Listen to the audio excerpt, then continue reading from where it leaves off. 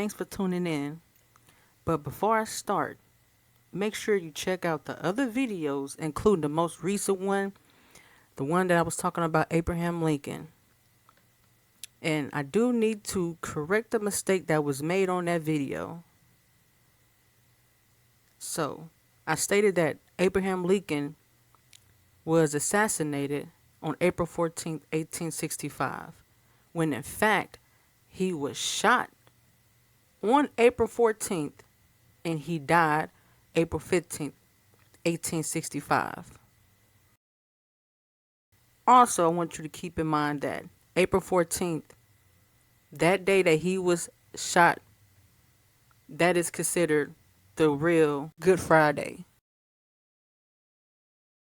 Now, in this episode of the Boondocks, it was aired on January 22nd, 2006, and it is called the Itis. This episode starts off with Granddad, whose real name is Robert Freeman. He was cooking Sunday dinner at his home, and while he was cooking, he had guests, and they started to arrive. And the guests that he invited were the Dubois and Mr. Winsler. Now, once everybody was seated, they started to eat. And once they finished, they all became tired. And Granddad, he starts to break down to them as to what was going on, as to why they were getting sleepy. And he said that this condition was called the itis. Mommy, I'm sleepy. Oh, don't worry about that, little baby.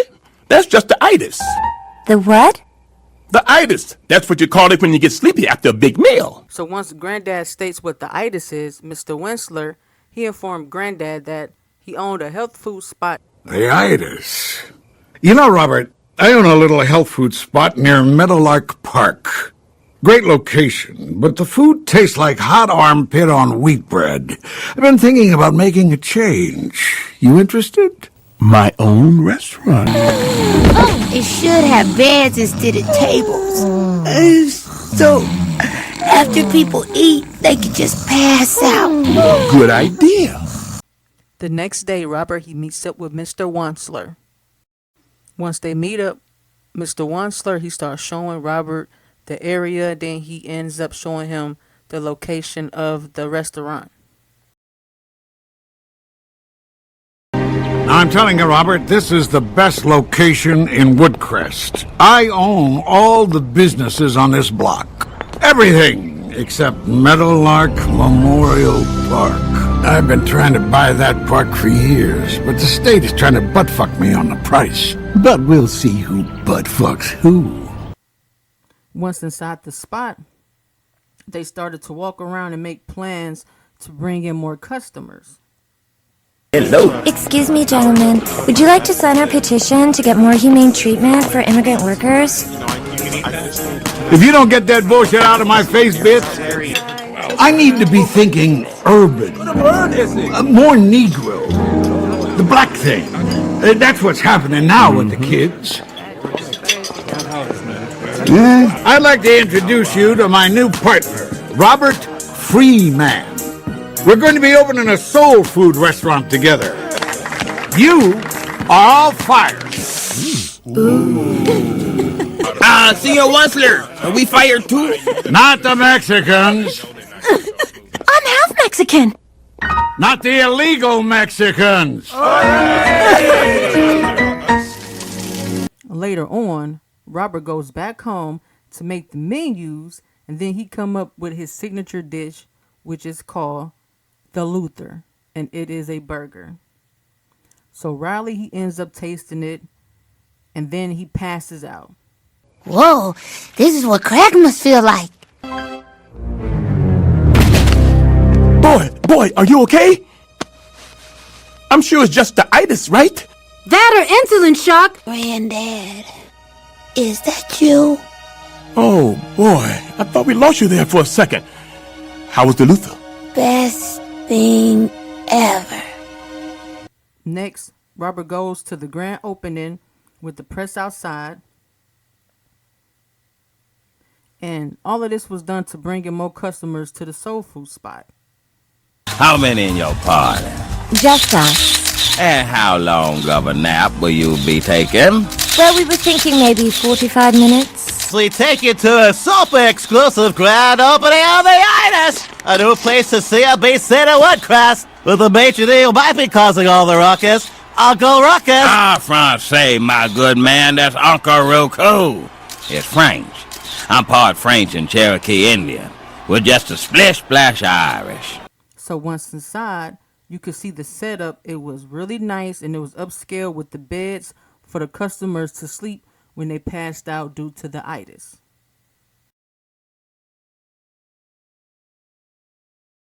And in the midst of the grand opening, Mr. Wansler, he approaches Robert, and he has two women with him, and one, her name was Janet. Well, hello there, cutie pie. Hi, my name is Janet, and I just can't begin to tell you how fantastic your food is. Oh, thank you kindly. So now the soul food spot is officially open and the business is booming. Everyone, including their mama, is in there. They are enjoying themselves, having a great time. They are literally enjoying Robert's food and passing out to it.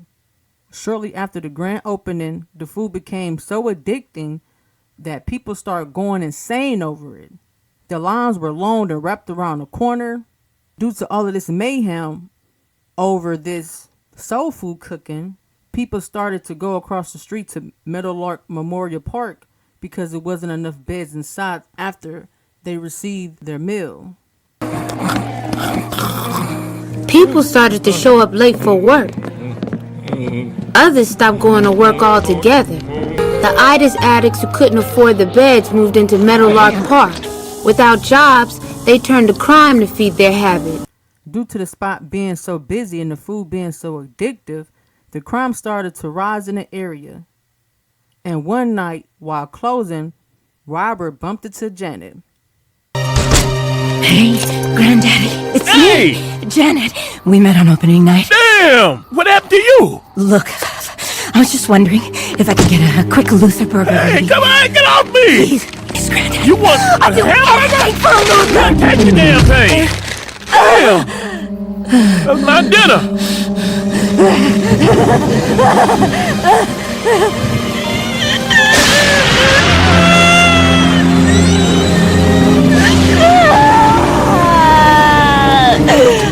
That is the woman that Mr. Wansler had introduced Robert to at the grand opening.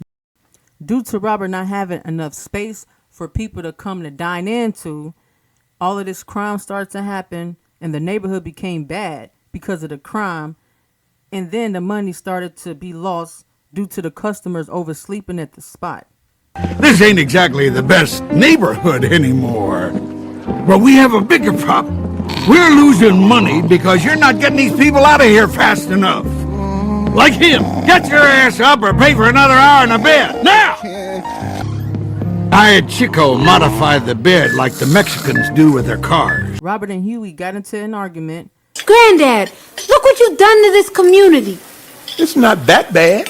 Not that bad. This place used to sit between a coffee shop and a day spa. Now there's a liquor store and a damn Foot Locker. This food is destructive. This food is your culture. Then the culture is destructive. And Mr. Wansler, he comes and tells them that the spot is closing down.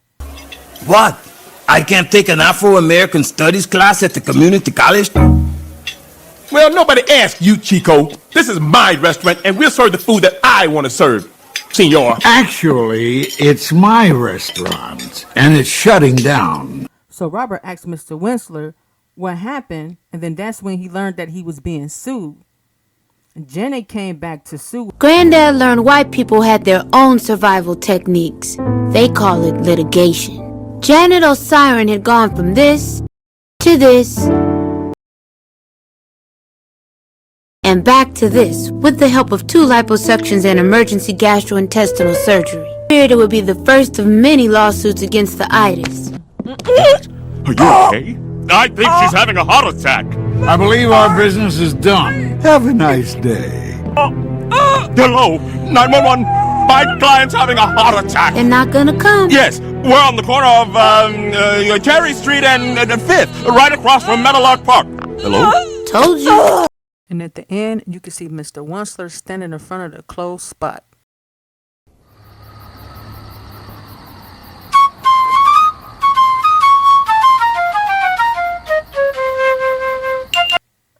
Now, here's time for the breakdown. Pay close attention as to what I'm about to say next. Due to Robert not being business savvy, he was too excited about opening up his own restaurant that he didn't realize that he was hurting himself in the long run. And Robert, he went off of Mr. Wunsler's word. You know, Robert, I own a little health food spot near Meadowlark Park. Great location, but the food tastes like hot armpit on wheat bread. I've been thinking about making a change. You interested? My own restaurant. Mm-hmm. And he automatically thought that he was the owner of the business, which is why Mr. Wunsler, he corrected Robert. This is my restaurant, and we'll serve the food that I want to serve, senor. Actually, it's my restaurant. Not only didn't Robert own it, whatever money that was made during this business venture, it was lost due to poor management and the lawsuits. Yes, it was a perfect spot to start a soul food business because it was the only soul food business in that area. Speaking of areas, Robert forgot that he lived around the wealthy people. And honestly, all he wanted to do was make money and cook. Two things that he loved. However, at the end, he walked away with nothing. And as quickly as he was on top, he came crashing down the same way. And due to Robert not seeing the play that was being ran on him, he didn't know that he was a legit victim. He was a victim of Mr. Wunsler. When Mr. Wunsler went to Robert's house for Sunday dinner, he seen an opportunity for self-gain. Mr. Wunsler is a great businessman, and when he seen that Robert's food was so good and great that it put people to sleep, he quickly seen dollar signs and he made an offer to Robert that he knew that he wouldn't refuse. He knew that Robert was naive to the business structure, so he used Robert to get what he wanted. And if you paid close attention to the key things that he was saying, then you could see the play while it was in motion. The Itis. You know, Robert, I own a little health food spot near Meadowlark Park. I own all the businesses on this block. Everything except Meadowlark Memorial Park. I've been trying to buy that park for years, but the state is trying to butt-fuck me on the price. But we'll see who butt-fucks who. And when the business first opened, he paid for the press to come and advertise.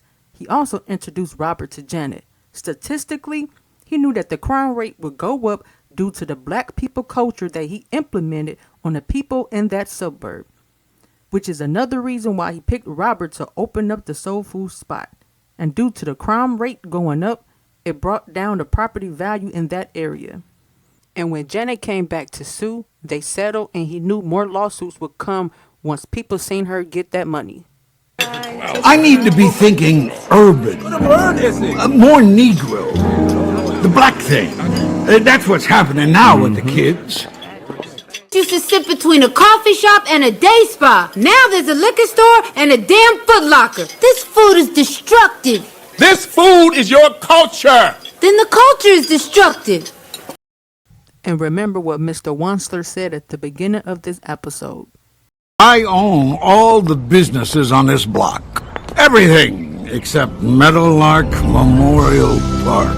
I've been trying to buy that park for years, but the state is trying to butt-fuck me on the price. But we'll see who butt-fucks who.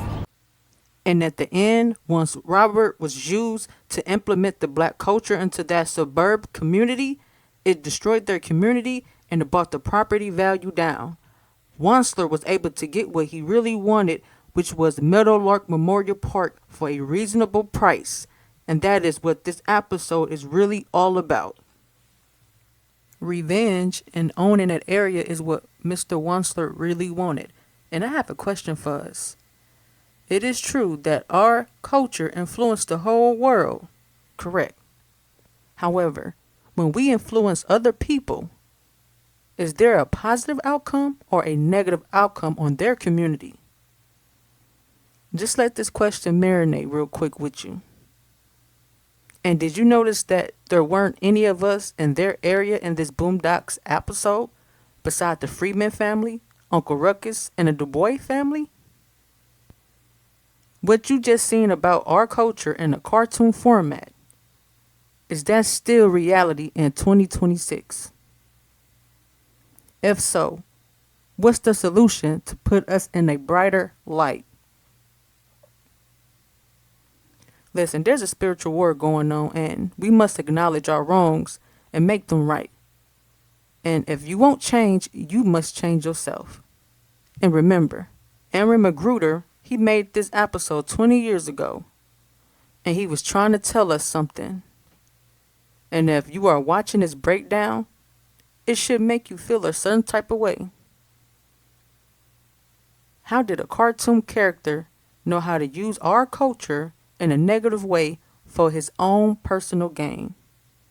Not only that, his whole setup worked, and it was strictly built off of negativity and ignorance from the black community.